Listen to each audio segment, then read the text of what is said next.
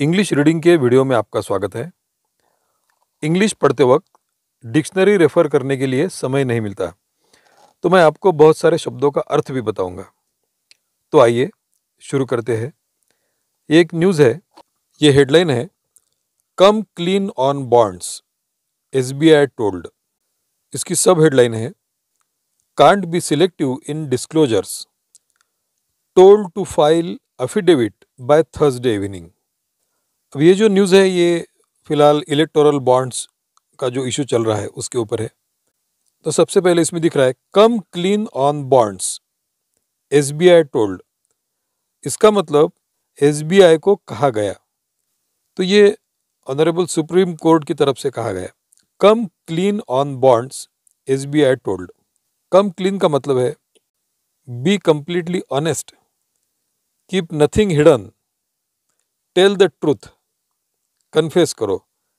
मतलब इसमें supreme court कुछ शक कर रहा है एसबीआई के ऊपर कि भाई आप, हो सकता है आप कुछ छुपा रहे हैं या फिर आपने कुछ तो भी गलत काम किया है। इस तरह का इनका इंटेंशन है। Come clean, come clean on bonds. Bond का मतलब क्या होता है?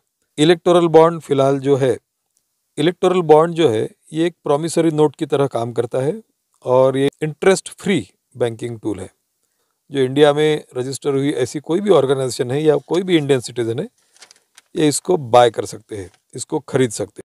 Come clean on bonds, SBI told. तो एसबीआई को कहा गया है कि इस मुद्दे पर आपसे कुछ गलत हुआ है, तो आपको कम क्लीन, मतलब आपको ये स्वीकार करके अभी आपको आना पड़ेगा, सामने आना पड़ेगा।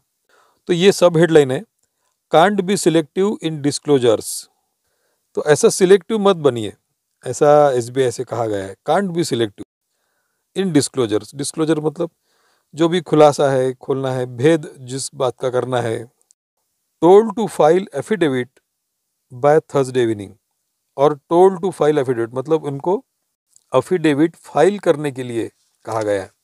तो टू फाइल एफिडेविट का मतलब हलफनामा जो होता है, ये हलफनामा दायर करने के लिए कहा गया है।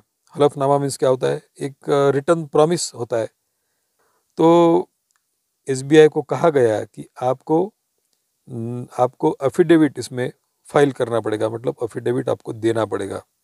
कब तक? बाय थर्सडे इवनिंग, गुरुवार शाम तक आपको ये देना पड़ेगा। अभी नेक्स्ट सेंटेंस देखते हैं।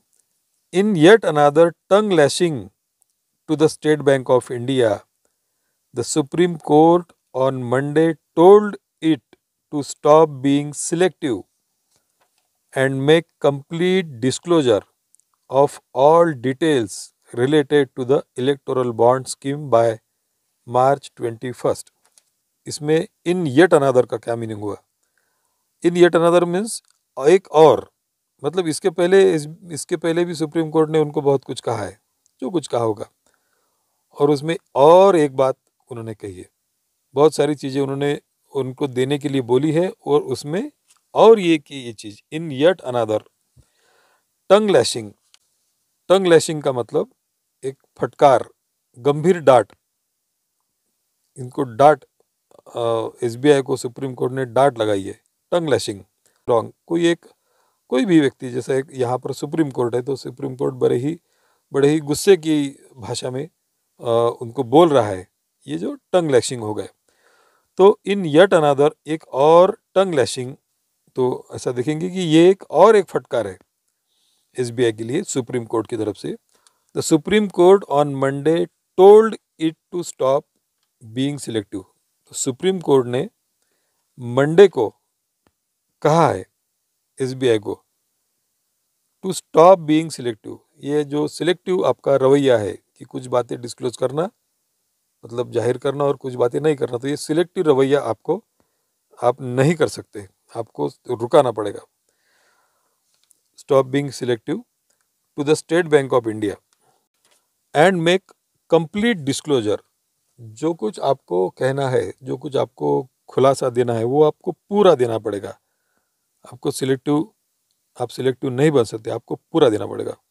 And make complete disclosure of all details, सभी जितने भी डिटेल्स है किस बात के details? Related to the electoral bond scheme. Electoral bond scheme के बारे में, इससे रिलेटेड जितने भी डिटेल्स है वो पूरे आपको देने पड़ेंगे बाय मार्च 21 मार्च तक, ऐसा उन्होंने बोला है। अगर आपको ये वीडियो पसंद आया है तो लाइक कीजिए और शेयर कीजिए।